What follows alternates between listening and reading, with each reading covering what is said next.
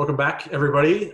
We are very lucky today to have Emily, who's the National Sales Manager for Snow and Ski. We thought it'd be great with the upcoming winter in the Southern Hemisphere sort of approaching and the possibility of domestic ski and possibly catching the end of the New Zealand season. It'd be great to get a ski supplier on and give us an update. Look, I'm sure plenty of you know who Emily is. Some of you may not. So obviously, like we normally do, we'll ask Emily to give us a bit of a background on her sort of industry experience and what's led her to be sitting with us here today. So welcome, Emily, and tell us a little bit about yourself. Thanks for having me. It's such a treat.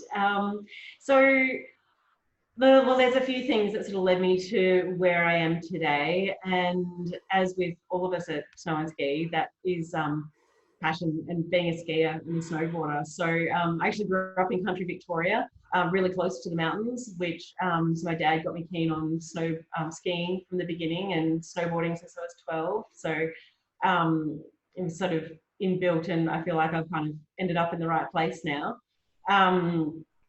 Had some years in Adelaide and did hotel school over there, which was good fun, which led me down the hospitality and tourism line. And then when I moved to Brisbane, I saw this cool ski job pop up online. So I applied for that, and 10 years later, here we are. So I started in the res team. We were much smaller then. I think the res team had 4. We've got like 25 or more now, pre-COVID. And then I was lucky enough to move down to Sydney. So I've kind of been all over the place now, but moved down to Sydney and started up the BDM role. And now I have a team of reps and living the dream. And obviously you said you're in Sydney now, and we know that Snow and Ski is pretty well based in Brisbane or in Milton.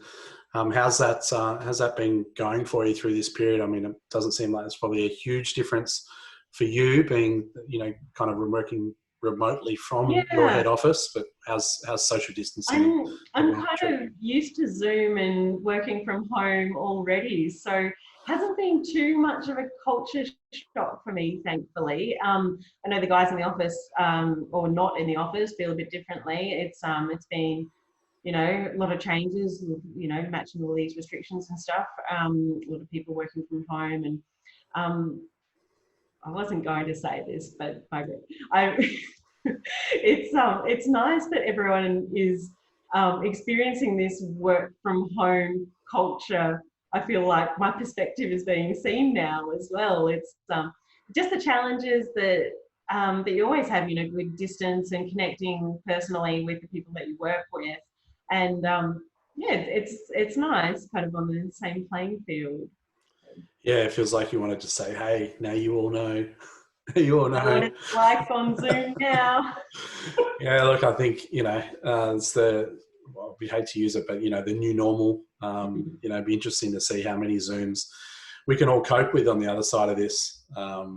It's good that it works, but I don't know. I'm sure we're all going to get to a point where I couldn't think of anything worse than doing one more Zoom. No, really get me back on the road. I can't wait. And speaking of the road, and I guess speaking of your team, what's the impact been to the Snow and Ski team? Have you had to reduce sort of days or hours or reps? What's happening in that space? Yeah, so we clearly are not immune to this. If we would, we'd be selling that vaccine. But, we've had a lot of stand downs with the team. We have skeleton staff on at the moment. After we got past that initial hurdle, like everyone, with the bulk cancellations. So now we've just got skeleton staff working on, the essentials moving forward, but also preparing for when everything comes back on board. So I've been doing 4 days. A lot of the guys are doing 4 days that are left as well. And then we're just looking forward to bringing back everyone standing back up again after, after all of this. The team are excited to get back on board and start selling ski trips again. So looking forward to these travel restrictions being lifted and getting something concrete that we can work on. And with the reps, obviously not necessarily, doing their day-to-day job and being on the road and connecting that way. How's Snow and Ski been connecting with the agents and staying in touch and and just trying to do what they would normally do, but from a remote circumstance. Yeah, we've been trying to keep in touch with everybody. I like to pick up the phone, have a chat to someone. It's something my boss instilled from from the beginning, is get on the phone and talk to someone. Like, what a good way to connect personally. And so that's what we've been doing. Also, obviously, we've got a lot of Facebook groups, and we've been playing Instagram games and stuff, I think, like everybody else. Yeah. And I guess, what we're all probably, and, waiting, or probably the reason why a lot of agents have jumped on to watch this, this Zoom catch up today is what's coming? What are we hoping? What are we expecting? What are you guys preparing for this, possible domestic NZ? How are we going to get on the slopes, or, what does that look like if they open it up for us? Yeah, the elusive bubble. It's that bubble is just so exciting, isn't it? Whoever thought that's what we'd be talking about. But it's basically, we're getting kind of close, aren't we? We're right on the cusp of it, and we're seeing that in the phones, and obviously all the agents are seeing that on the front line as well, and they're getting these vague inquiries, and no one's quite ready to part with their money yet until they have a firm idea on what the government's going to do. But so we've basically gotten to a point where we're up to July on cancellations, and because that's when we're looking at these travel restrictions being lifted for Australia and New Zealand. Then we've just had confirmation that the Australian ski resorts will be allowed to operate. Bull is, I think, the only one that's come out at the moment with a firm opening date. The rest are working on their COVID-safe plans and how they're going to apply social distancing in resort, and whether that has to be with a capped number of skiers on the mountain each day, and how that's going to look in the Australian ski resort space. Because obviously that's really interesting, because the Australian ski resorts are on snow and all the accommodation is there as well. So New Zealand came out with this information about ski resorts a couple of weeks ago now. Maybe it was a week ago. God, the time-space continuum is just totally messed up in COVID times. Every week feels like a decade. And yeah, the decade that was March. Like, seriously. I get it.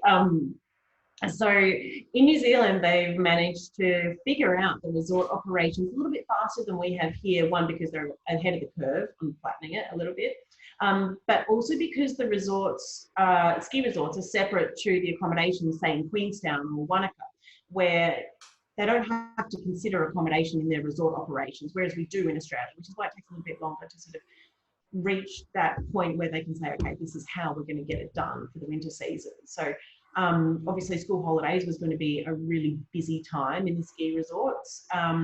They've got things to manage there about distancing and how that looks. God, who knows what they'll come up with. We've got some ideas what that might be, but who knows, they could have some very different operational ideas than us. But I think one thing to remember in the ski resorts is everyone's wearing gloves and masks anyway. Like, how bad can it be?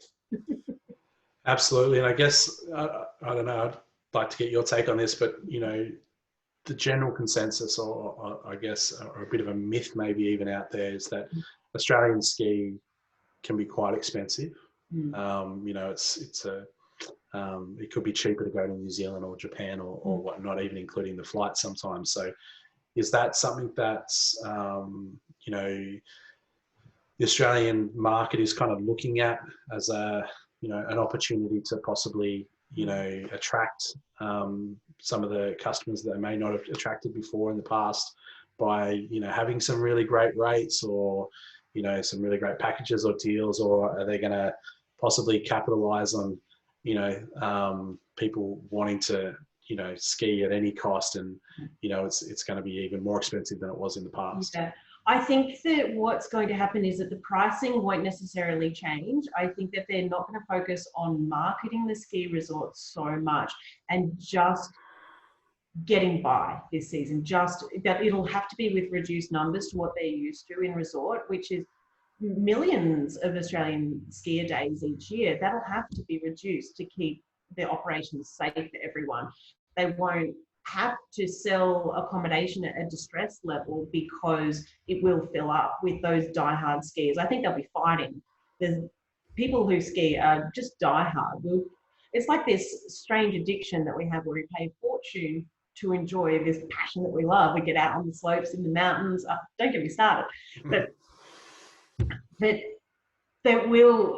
have to reduce the numbers. There'll be more demand than there's capacity for the resorts to manage in a COVID safe environment.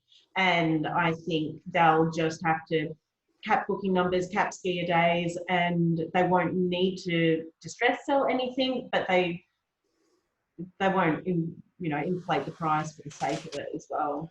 Is Snow and Ski, or is anyone thinking about a sort of a temporary, being able to pencil things in, or to make temporary bookings, or something where, because obviously people are going to wait for the confidence to book, the ability to book, or whether they're allowed to travel interstate or whatnot. Is there a way that bookings can start to be made, with small deposits, or hold for a couple of days until we hear a government pull a trigger and say, yep, it's good to go. What could an agent do right now with this inquiry? Yeah, that's basically the stage we're at right now. Is like there's a number of quotes going out, especially Australia. Well, definitely Australia. We have New Zealand agents as well quoting New Zealand. So there's definitely a buzz out there. It seems like people aren't quite ready to part with their money and put something down. We will match the cancellation terms of any of our operators. That's kind of the trick being the wholesaler, is that because we don't operate anything, we just have to pass on the terms and conditions of the suppliers that we're working with. So we'll pass that on. A lot of them are being quite flexible, but we're kind of getting to the crux of it right now, where the ski resorts will be open in a month or maybe 6 weeks. Like they need to fill their beds and project for the season, and we're here to help them do that for sure. We just need Anastasia to get on board and lift that travel restriction so the Queenslanders can get down to the slopes as well. We know that Queensland's a huge ski market because they don't need to go to the beach. It's on your doorstep. You can go and do another activity on your holidays. But it seems that ski is going to be in high demand across the country because it's something that we can do. The travel restrictions are opening up in winter. So what do you think of doing? Go hit the slopes. I'm all for it, but I think that there'll be limited numbers doing it this year. So what we're going to focus on in the office then is that we're going to ride that and start pushing New Zealand 2021 winter as well, because New Zealand is going to be one of those safe destinations where they've done very well with the managing of COVID and flattening the curve. And that, I think, is going to play on people's mind when they're making bookings, and they'll be happy to put down that small deposit and book their NZ flights for a year's time, knowing that they'll have something in the works, but also that it's a safe destination to travel to, and a gorgeous one at that. Speaking of 2021, have you guys got some other stuff that you guys have been working on, or what's the thought processes around? You know what? May, we call it Cray May. Like, it is usually the busiest month of the year for us. So this is really different kind of May. It's a huge sales month, events nationwide for ski. All of our resort partners come out and visit each year. So we're kind of really missing it this year. So we should be in peak selling period right now for 2021, Northern Hemisphere, so Japan, Canada, US and Europe. That clearly is looking very, very different. We don't know what the resort operations are going to look like. We can certainly still process those bookings if people are confident to book, mirror any cancellation policies that they have. A lot of them are very loose at this stage. There's a lot of free cancellations or movie booking to 21-22 winter if it turns out that we can't travel this upcoming northern winter season as well. So the resorts are definitely being really accommodating around that idea, and they're trying to just pave the way as well. I think it's interesting because they have far more cases of COVID that are active in our Northern Hemisphere destinations, yet they're still paving the way to operate for the season. Whereas in Australia and New Zealand, you know, our timing is 6 months different, but we're doing it right now. The operations start to come the winter season here. And as you said, everyone's got gloves and masks on, so you know what better place to adhere to whatever rules will be in place anyway. So wash your hands, everybody. Wash your hands. The question I guess I'd have is, you know, where can agents find, you know, this information? How can they be proactive in this space? Have you know, is there some deals or packages or information that they can start advertising around, you know, what Absolutely. We will confidently put packages out in the market that and put those marketing tools together for agents once we've got a firm idea of what the resorts are doing in Australia. So we'll support with that marketing content as soon as we have that firm answer. We don't want to put anything out in the market too soon that would, you don't want to do that. So we'll have that as soon as we can. Right now, get on the phone. There are guys in the res team still that working away, slugging away, doing far less cancellations and things now than we were in the past, and working on all of those forward bookings and just questions, quotes. What does that look like? But a lot of cancellation questions and how is that going to play out? So each case is different. Different conditions apply, different destinations, hotels, ski resorts, everything. So, and we'll just pass it on and work closely with the agent to try and convert some sales. Yeah, and I'm wondering, everyone must be itching to do that by now. Yeah, and I'm wondering even if it's wise for agents to maybe even just start. I mean, obviously verse themselves in the product, but maybe is there some resources or content that we could sort of get access to that could help people understand, you know, what Perisher, you know, facilities are there, Bulla, you know, like, is there a way to, you know, if we're not marketing a package deal yet, but we know what we're going to market if it opens, can we you know, can we give our customers and ourselves some knowledge? You guys have, you know, that real sort of basic, you know, this is what Perish is all about. This is what Bulla is all about. This is what, you know, Wanaka and Queenstown, you know, just the really general information maybe that you know, people can just, you know. It's actually something like a training tool like that. It's something that we haven't had in the past. Is what I've been working on in this time. Everyone's working on their training materials. So I'm working on it for you. Also, just get on the phone. Contact me. I can give you training on any of the destinations, really specifically on what that can look like. But otherwise, you've got our brochure, which is available online and the website as well. So there's a lot of information in there: trail maps, village maps, layout, lay of the land, how to get around, that kind of thing as well. So yeah, that's probably key. I think just to, you know, revisit some of that information, and a lot of agents out there possibly wouldn't be selling a lot of, you know, domestic ski, you know, regularly anyway. Those inquiries don't necessarily come through thick and fast. So anything you can do to get in front of that, I guess, is the advice. And the key, and that's what I always say is get on the phone to us. We're passionate skiers and snowboarders ourselves. We just love talking about skis. So especially if you're not a skier or a snowboarder yourself, you don't really get why someone would want to pay money to do that.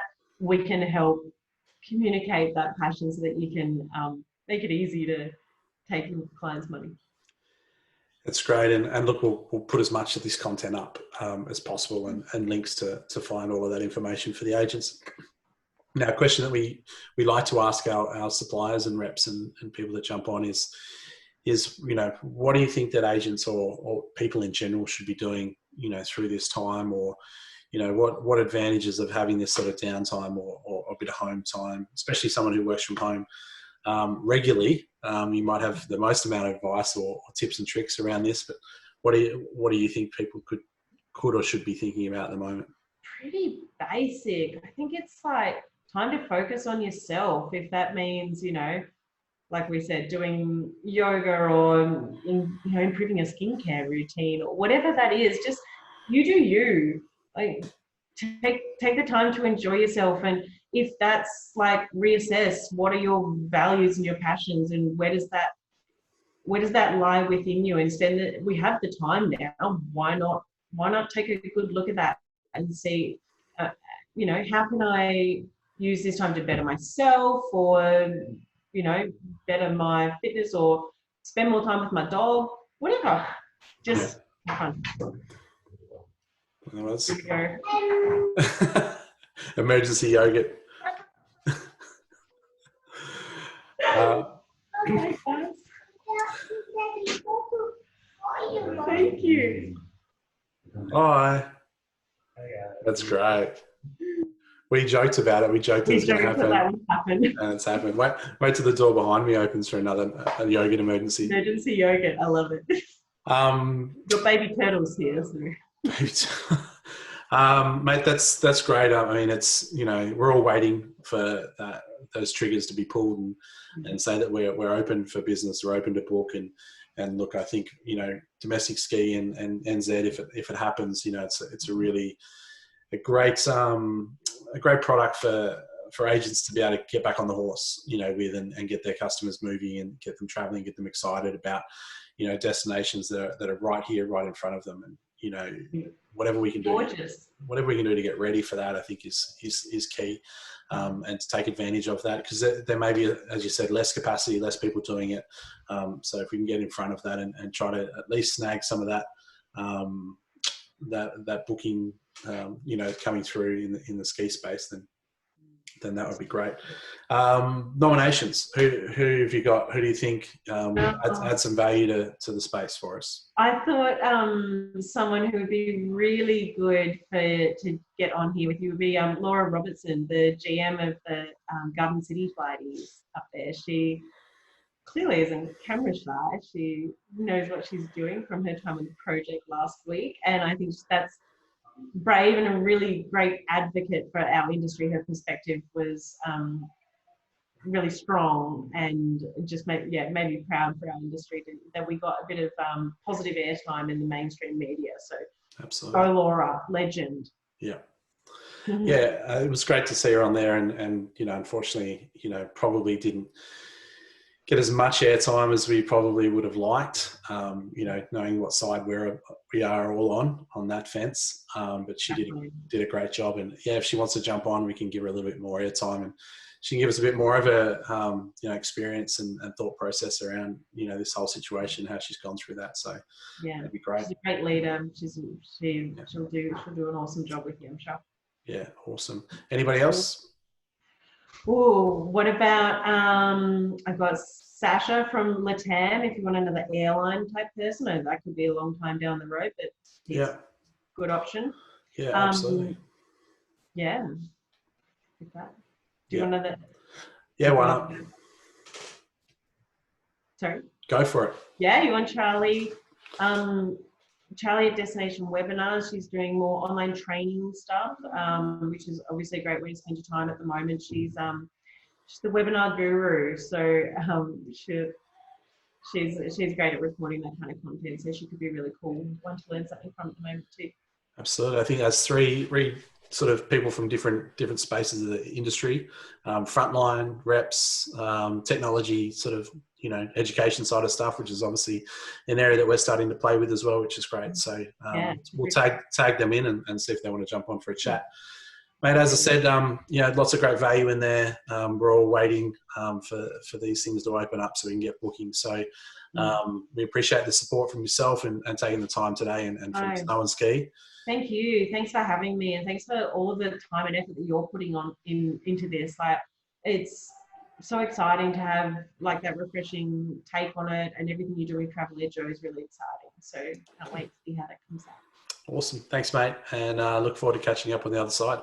Yeah, let's go for a beer soon. Absolutely. All right. Thanks, Emily. Cheers. Bye.